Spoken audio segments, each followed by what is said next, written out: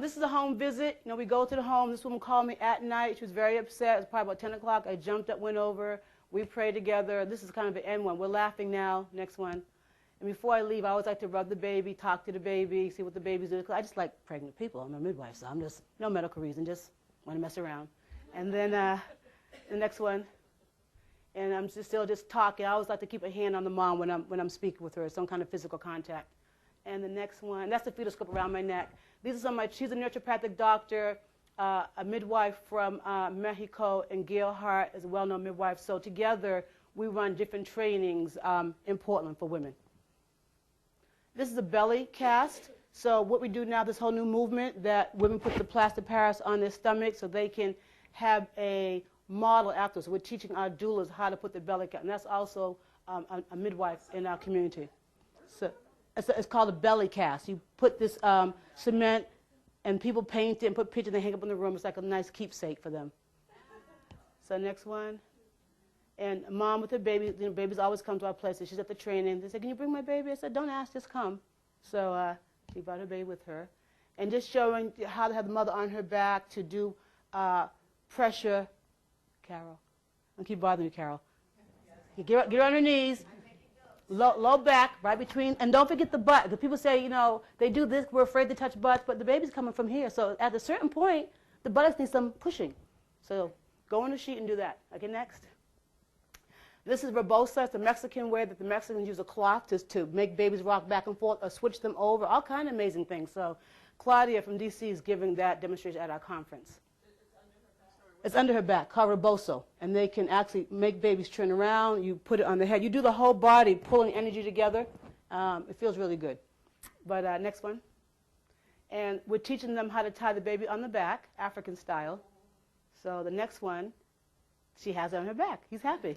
Yeah, so this is where, I mean, I never owned a sling. I carried all my kids like that with regular cloth and never buy anything. And what's good about it, no matter how heavy they get, they can stay there for up to 2 or 3 years. And plus, if you're cooking, they can't get burned. So there's a lot of advantages on it. But most American women are afraid to do it. They don't trust it. This is older than the time.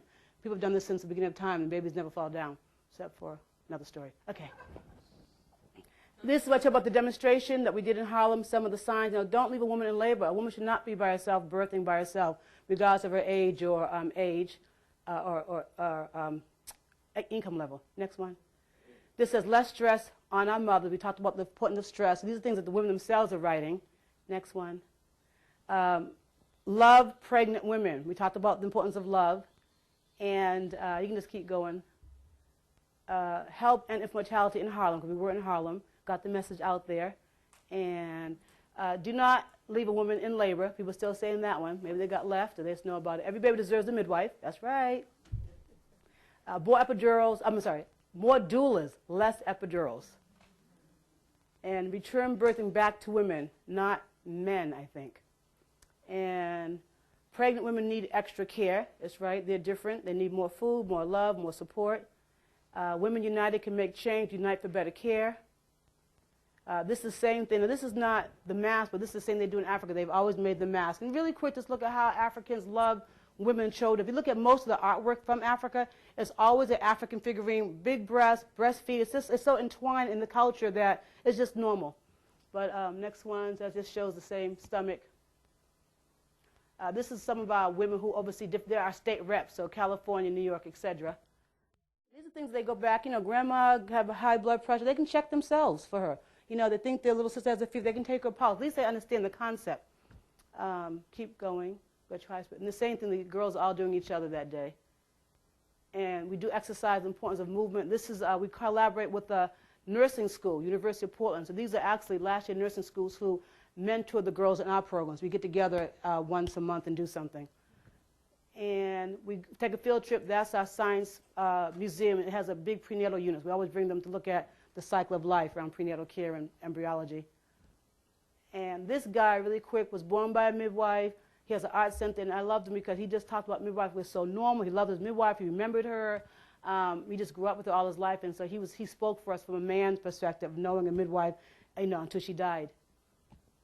And just to show about, you know, black beauty, our conception of who we are and where we come from. And these are our girls, they're graduating that day, our first class. And And this woman just had a baby. It's a home birth. And I like, you know, just to show her, look at her baby for the first time and her man, just that intimacy. That's it? It shouldn't be. Ooh.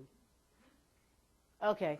Family, that's the nice thing, too, about home birth. I'm not promoting home birth. But what's nice about it, it's a family bed. So look at, there's no way in a hospital you're going to have that kind of movement.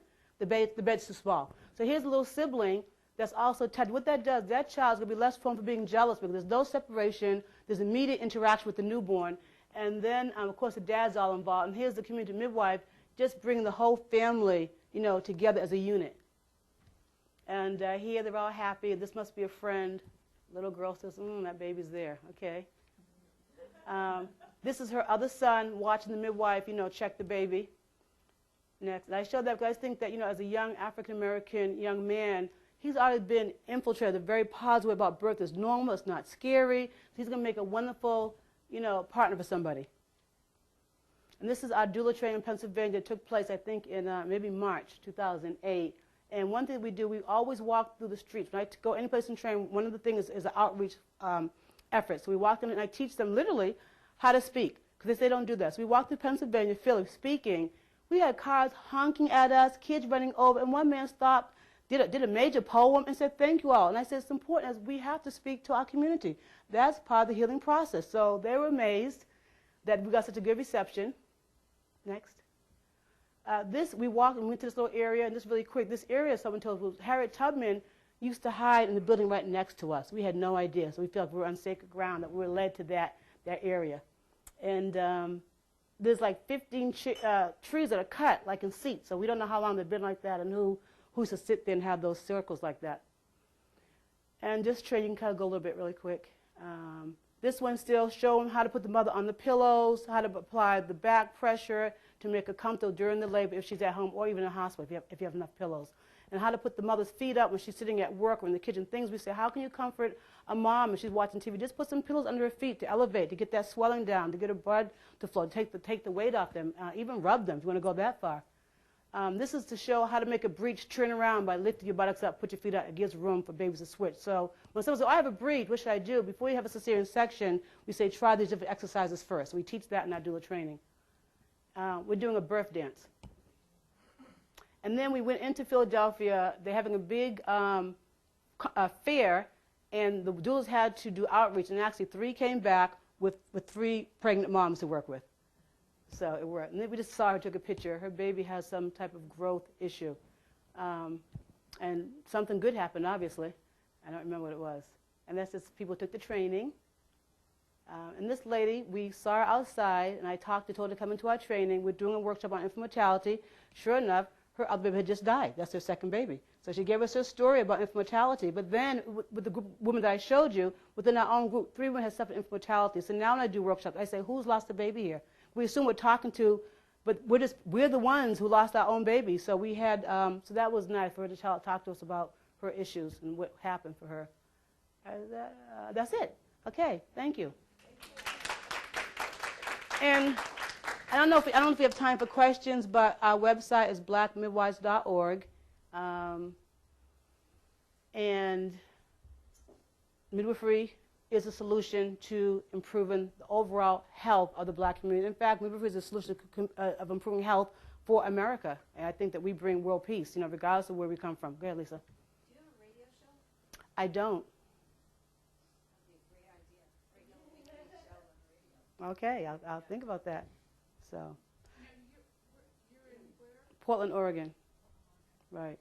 So midwifery, one of the best kept secrets, I think. People still don't know they're midwives. They think they only could have a doctor. There's no one ever told. Even in the hospital, they're supposed to. When you walk in to a hospital, they're supposed to say, "Do you want a midwife or a doctor?" So when I see moms later and they had a physician, again, nothing wrong with doctors, but midwives' outcomes are better. They reduce infant mortality, more so, low birth weight, more so, prematurity, more so, longer breastfeeding periods, more so. And so the hospitals, as a rule, do not offer women that choice. If you don't know, you just assume it's only doctors. You've never heard of it. So just, you know, as you do your writings, think about how you can put in somehow that midwives are in all the hospitals. They don't only do home births. You know, they are for every woman.